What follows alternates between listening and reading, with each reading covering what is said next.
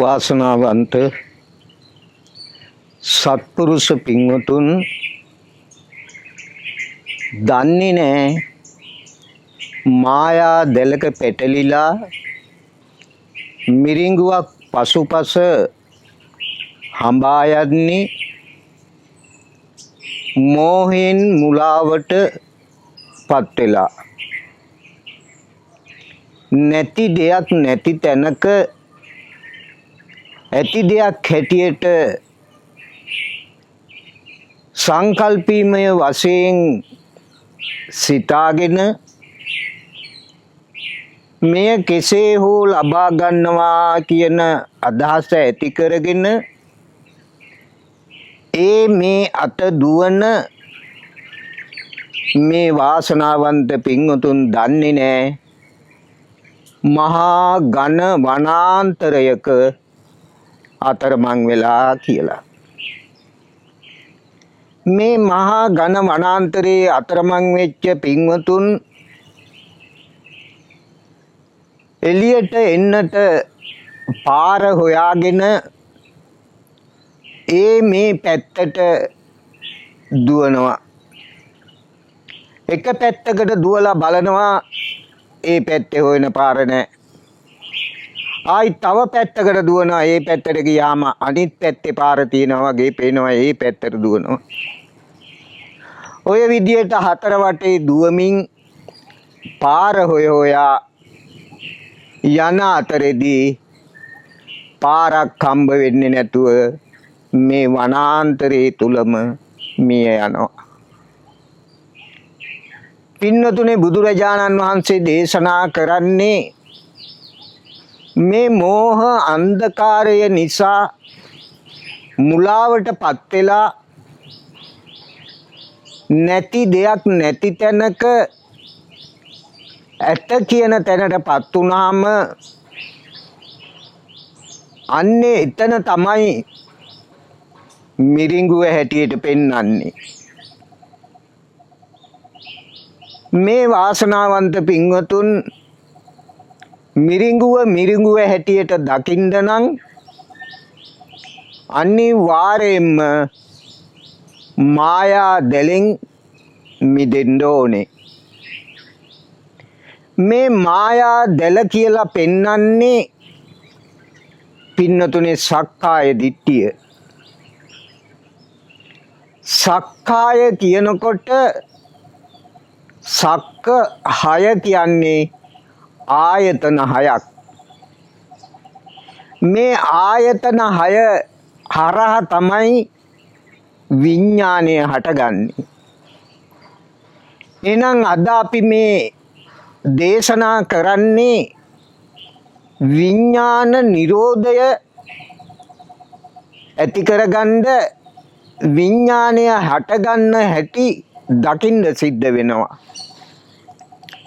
එහෙනම් අපි ප්‍රථමයෙන්ම විඥානයේ හට ගැනීම සක්කාය දිට්ඨියත් එක්කලා සිද්ධ වෙන නිසා අපි අන්නේ සක්කාය දිට්ඨිය දුරු කරන්න ඕනේ විඥාන නිරෝධය දකින්න. එතකොට මේ ආයතන 6 තමයි චක්කු සෝත ගාන දිව්‍යා කාය මන. පින්නතුනේ මායා දෙල කියලා කියන්නේ මේ ආයතන 6ත් හරියට මකුළු දැලක් එලාගෙන ඉන්න මකුළුවෙක් වගේ. මේ ආයතන 6න් 5ක්ම පින්නතුනේ මේ සංස්කාර ධර්ම එක්කලා ගැට ගැහිලා තියෙන්නේ. එතකොට අන්නේ සංස්කාර ධර්ම තමයි ඇස කන නාසය දිව ශරීරය. මේ ඇස කන නාසය දිව ශරීරය අවදි වුණාම අන්න එතන තමයි විඥානය හටගන්නේ. එතකොට විඥානය හටගන්න චක්ක ආයතනයත් ඇසත් මෙන්න මේ දෙකම සම්බන්ධ වුණොත් තමයි චක්කු විඥානය. එතකොට චක්ක ආයතනය කියන්නේ ඇස උපද්දවන තැන. චක්ක ආයතනයේ සිත ගැටුනම ඇස උපදිනවා. අන්නේ ඉපදිච්ච ඇස තමයි පින්නතුනේ ඇතුළට යමක් අරගන්නේ. ඒ ඇතුළට යමක් අරගන්නවා නම් අන්න එතන බුදුරජාණන් වහන්සේ පෙන්නනවා අවිද්‍යාව හැටියට. අවිද්‍යාව හේතු කරගෙන ඇතුළට යමක් අරගත්තාම අන්න එතෙන්දී විඥානය හටගෙන පින්නතුනේ මේ ආයතන හයෙන්ම සිද්ධ වෙන්නේ ඔන්න ඔය ටික. චක්කු සෝත ගාන දිව්‍යා කාය කියන මේ ආයතන පහ බාහිරයටත් මන ආයතනයේ අභ්‍යන්තරයේ හැටියටත් දැකගත්තොත් තමයි ධර්මයේ දැක ගන්න පුළුවන් වෙන්නේ. එතකොට මේ පංචස්කන්ධයම ක්‍රියාත්මක වෙනකොට ඒ හරහා අටගන්නවා චක්කු විඥානයේ, සෝත විඥානයේ, ගාන විඥානයේ, ජීවා විඥානයේ, කාය විඥානයේ කියන මේ පංචස්කන්ධයම. පින්නතුනේ අන්නේ අවස්ථාව තමයි සක්කාය දිට්ඨි කියලා බුදුරජාණන් වහන්සේ පෙන්වලා දෙන්නේ. එහෙනම් මේ සක්කාය දිට්ඨිය දුරු කරන්න නම් සක්කාය දිට්ඨිය හට ගන්න හැටි දකින්න ඕනේ. සක්කාය දිට්ඨිය හටගන්නේ සිත අරමුණු කරගෙන. සිත ආයතනයක ගැටුණාම ඒ ආයතනය හරහා තමයි පින්නතුනේ අපි එළියෙන් ඇතුළට යමක් ගන්නෙ.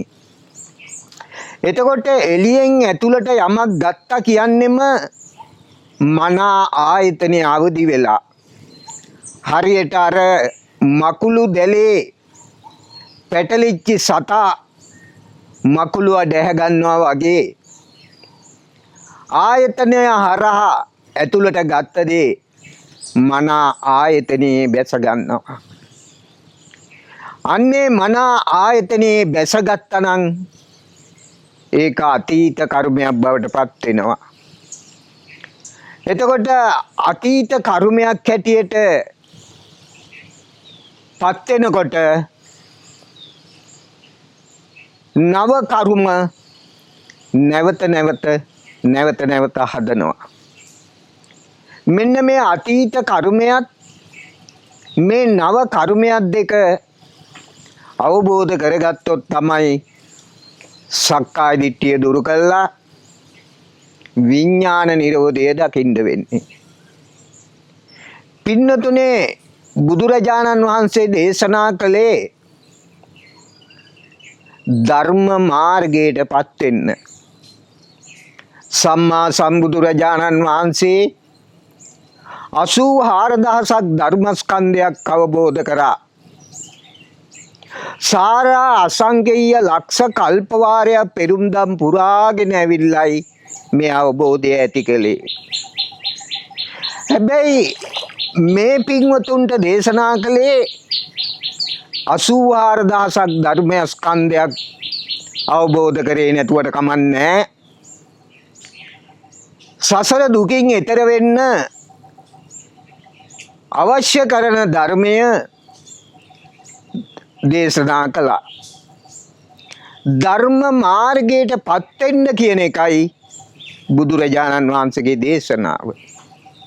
ධර්ම මාර්ගයට පත් වෙන්නේ පින්වතුනේ නාම රූප දෙක පිරිසිඳ දැකීමෙන්. අද මේ වාසනාවන්ත පින්වතුන් නාම රූප දෙක දකින්න ක්‍රමේ වැරද්දක් තියෙනවා. මොකද නාම රූප දෙක දකින්ද මේ පංචස්කන්ධය අරමුණු කරගෙන දෙතිස් කුණප වශයෙන් වඩන එක නාම රූප දෙක පිරිසිඳ දකින්න ලැබෙන්නේ නැහැ. දෙතිස් කුණප වශයෙන් පංචස්කන්ධය දෙස බලාගෙන මේ වඩන ධම තුල නිට්ටයයි සුඛයි ආත්මයි කියන තැනටපත් වෙනවා. කෙස්ලොම් නියද සම්මස්කී කියා බලනකොට නිට්ටය වශයෙන් තියෙන දෙයක් පවතින දෙයක් බවට පත් වෙනවා. එහෙනම් පංචස්කන්ධය නිට්ටය වශයෙන්ම තියෙන එකක් ඇටියට පත් වෙනවා. අන්න එතන තමයි නිට්ටයයි සුඛයි ආත්මයි කියන මිත්‍යා දෘෂ්ටිය. පින්නතුනේ නම් මිත්‍යා දෘෂ්ටියෙන් මිදිලා සම්මා දිට්ඨිය ඇති කරගන්නයි බුදුරජාණන් වහන්සේලා මේ දේශනාව කරලා තියෙන්නේ. එහෙනම් අපි මේ නාම රූප දෙක පිරිසිඳ දකින්න නම් මෙතනින් ඔබට යන්න වෙනවා. මොකද පින්නතුනේ නාම රූප දෙක අපි දකින්න ඕනේ නැවත ආයේ නාම රූප දෙකක් හට නොගන්න විදියට. නාම රූප දෙක පිරිසිඳ දකින්නකොට එතන අවකාශය දැකලා අවබෝධ වෙලා තියෙන්න ඕනේ. එහෙනම් අපේ පින්නතුන් 100ට නගා ගන්න නාමයේ එක අන්තයක් රූපයේ එක අන්තයක් විඥානම් මච්චි කියලා දේශනා කරේ. පින්නතුනේ මේ විඥානයේ නිසයි නාම රූප හටගන්නේ. එහෙනම් මේ නාම රූප දෙක පිරිසිඳ දැකීම තුලින් විඥාන නිරෝධය සාක්ෂාත් වෙනවා. නාම රූප කියනකොට බුදුරජාණන් වහන්සේ උපමාවකින් පෙන්නලා දෙනවා හරියට මේ දරමිටි දෙකක් එකට හේතු කොල්ලා හිටවලා තියෙනවා වගේ. එතකොට එකක් වැටිලා එකකට පවතින්න බෑ. වැටෙනවා නම් දෙකම එකට, පවතිනවා නම් ඒ දෙකම එකට. පින්නතුනේ මෙන්න මේ වගේ විඥාණයට පවතින පංචස්කන්ධය ඕනේ. පංචස්කන්ධය පවතින විඥාණයෙන්. එතකොට විඥානයක් නැතුව පංචස්කන්ධයක් නැහැ, පංචස්කන්ධයක් නැතුව විඥානයක් නැහැ. මෙන්න මේ දෙක එකටම හට ගන්නවා, එකටම නිරුද්ධ වෙනවා. එහෙනම් අන්න එතන පෙන්නනවා ප්‍රතිසන්දි කර්ම සහ විපාක කර්ම හැටියට. පින්වතුනි මේ විපාක කර්ම තමයි පංචස්කන්ධය. ප්‍රතිසන්දි කර්ම තමයි විඥානය. මෙන්න මේ ප්‍රතිසන්දි කර්මත් විපාක කර්මත් කියන දෙක ඡය වුණා නම් විඥාන නිරෝධය අන්න එතන තියෙනවා. විඥාන නිරෝධය නම් නැවත පංචස්කන්ධයක් උරුම වෙන්නේ නැහැ.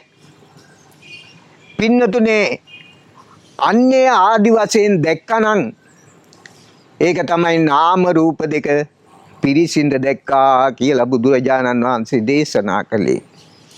එතකොට මේ නාම රූප දෙක පිරිසිඳ දකිනකොට අන්න එතන තියෙනවා යථාභූත ඥානය.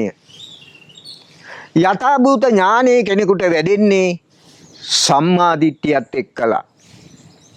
පින්නතුනේ එහෙනම් මේ සම්මා දිට්ඨියත් යථාභූත ඥානයත් දෙක වැඩුණා නම් එතන තමයි පංච උපාදානස්කන්ධ දුක දකින්නේ.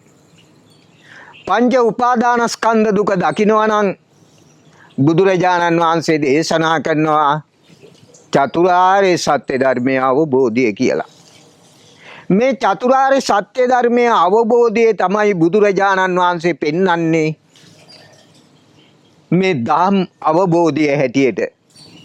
පින්නතුනේ මේ ආදී වශයෙන් පංචස්කන්ධයෙන් මිදිලා විඥාන නිරෝධය දකිනකොට අන්න එතෙන්දී අපිට සම්මා දිට්ඨියත් යථාභූත ඥානයත් වැඩුණා කියන්නේ යථාර්ථය නුවණින් විමසනවා. අන්නේ යථාර්ථය නුවණින් විමසනවා නම් අන්න එතෙන්දී අපිට හම්බ වෙනවා පින්නතුනේ දුක හදන හැටි. අන්නේ දුක හදන තැන තමයි සමුදය හැටියට බුදුරජාණන් වහන්සේ දේශනා කරන්නේ. එහෙනම් මෙතන තමයි ප්‍රතිසන්දි කර්ම හැටියට බුදුරජාණන් වහන්සේ පෙන්වලා දුන්නේ. පින්නතුනේ නම් විපාක කර්ම ඡය කළා දුකින් මිදිච්ච කෙනාට ප්‍රතිසන්දි කර්ම හටගන්න හැටි අවබෝධය ඇති වෙනවා. ප්‍රතිසන්දි කර්ම හටගන්න අවබෝධය ඇති වුණා කියන්නේ ඒ තුලින් මිදෙනකොට භව තණ්හාව ඡය වෙනවා, විඥාන නිරෝධය සාක්ෂාත් වෙනවා. පින්වතුනේ මෙන්න මේ භව තණ්හාව ඡය වෙලා නිරෝධය විඥාන නිරෝධය සාක්ෂාත් වෙනකොට එතන බුදුරජාණන් වහන්සේ පෙන්නනවා සතර සතිපට්ඨානය හැටියට. අන්නේ සතර සතිපට්ඨානය වැඩෙන්නේ යෝනිසෝ මනසිකාරයත් එක්කලා. ඒ යෝනිසෝ මනසිකාරයට තමයි ඒ යෝනිසෝ මනසිකාරයට අහු වෙනවා අජ්ජත්තං වා බහිද්ධා කියන බාහිර කයක් සහ අභ්‍යන්තරය. එහෙනම් පින්වතුනි අපි මේ බාහිරේ යම්කිසි විදියක සත්පුද්ගල ස්වභාවයකට එනකොට සාපේක්ෂව අභ්‍යන්තරයේ සත්පුද්ගල ස්වභාවයක්. එතකොට අන්නේ බාහිරයයි අභ්‍යන්තරයයි දෙක එකට ගැටෙනවා නම් එකට ගැට ගැහෙනවා නම් පින්නතුනේ අන්න එතන තමයි මනසේ අපවිත්‍රතාවය ඇති වෙන්නේ. මනස විකෘති වෙන්නේ, කළු පැල්ලම් මනස රැඳෙන්නේ. මේ දෙක දෙකක් විදියට දෙපැත්තෙන් දැක්කොත් හේතුවත් ඵලයක් දකින්නවා, නාම රූප දෙකක් දකින්නවා. අන්න එදාට මේ ලෝකයේ ඇත්ත හැටියෙන්ම ඇත්ත ඇති සැටියෙන්ම දකින්නවා. ඒ ලෝකයෙන් මිදෙන්න නම් බුදුරජාණන් වහන්සේ පෙන්නලා දෙනවා විඥානය හටගත්තේ තැන ලෝකයක් ඇටියට. පින්නතුනේ ඒක නිසා තමයි මේ පංචස්කන්ධය විනිවිද දැක්කොත් තුන් ලෝකයම අවබෝධ කළා කියලා දේශනා කළා. එහෙනම් මේ පංචස්කන්ධය විනිවිද දැක්කා කියන්නේ විපාක කර්මයක් හැටියට දකින්න එක. විඥානය ප්‍රතිසන්දි කර්මයක් හැටියට දකින්න එක. මේ ආදී වශයෙන් දැක්කොත් අන්න විඥාන නිරෝධය සාක්ෂාත් වෙනකොට ප්‍රතිසන්දියක් නැහැ. කර්ම ක්ෂය වෙනවා දකින්නකොට නැවත කර්ම සකස් වීමක් නැහැ. එහෙනම් විපාක කර්මත් නැත්තම් ප්‍රතිසන්දි කර්මත් නැත්තම් නැවත ලෝකයකට උරුමකම් කියන්නේ නැහැ. අන්න ඒකයි ලෝකෙන් මිදීම. පින්නතුනි මේ ලෝකෙන් මිදීම තමයි බුදුරජාණන් වහන්සේ පෙන්වන දෙන ඒ නිවීම. එහෙනම් වාසනාවන්ත පින්වතුන් නිවීම සාක්ෂාත් කරගන්න වෙරදරන වීරිය වඩන මේ වාසනාවන්ත පින්වතුන්ට අවසාන වශයෙන් දේශනා කරන්නේ බුදුරජාණන් වහන්සේ දේශනා කොට වදාළ මේ ධර්මය ආගමක් වශයෙන් ඔළුවට ගන්න එපා. මේ ධර්මය පින්වතුනේ බුදුරජාණන් වහන්සේ අපිට ඉදිරිපත් කළේ රචනාවක් ඇටියට. අන්නේ රචනාවක් විදියට ධර්මයේ දර්ශනාත්මකව දැක ගන්න. දර්ශනාත්මකව දැක ගන්නවා නම් ඒ මාතෘකාවට අපි යන්න ඕනේ ඒ මාතෘකාව තමයි පටිච්ච සමුප්පාද ධර්මය. පටිච්ච සමුප්පාද ධර්මයේ පටන් ගන්නේ අවිද්‍යාවෙන්. අවිද්‍යාව ප්‍රහාණය කියන්නේ විඥාන නිරෝධය. පින්වතුනි අපි නම් අද දිනේදී මේ දේශනාව තුළින් මේ වාසනාවන්ත පින්වතුන්ට දැනුවත් කරේ අවිද්‍යාව ප්‍රහාණය කරන ධර්මතාවය. ඉතින් මේ ශ්‍රවණය කරන වාසනාවන්ත පින්වතුන්ට අවිද්‍යාව ප්‍රහාණය කොට තුන් ලෝකෙම්ම මිදීමෙන් ලබන ඒ අමා මහ නිවනින් සැනසීමට වාසනාව සිත සාන්තිය උදා වේවා කියන චේතනාවත් සමග සියලු දෙනාටම ආශිර්වාද කරමි. මේ සම්බුදු සසුනේදීම ආශිර්වාද කරනවා උතුම් නිවන සාක්ෂාත් වේවා.